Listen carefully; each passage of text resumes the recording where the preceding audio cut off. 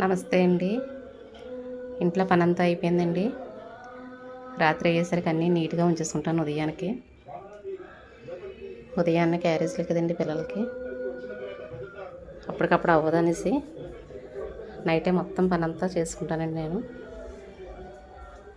ఇల్లు గట్ట అన్నీ తోమేసుకున్నానండి. పిల్లలకి భోజనాలు గట్ట పెట్టేశాను. స్టవ్ గట్ట క్లీన్ చేసుకున్నానండి మొత్తం అన్నీ.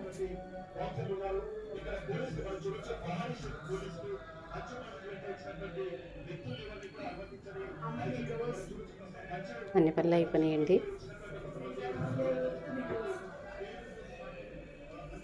ఇలా ఉదయానికి అంతా నీట్గా ఉంచుకుంటానండి ఇల్లంతా.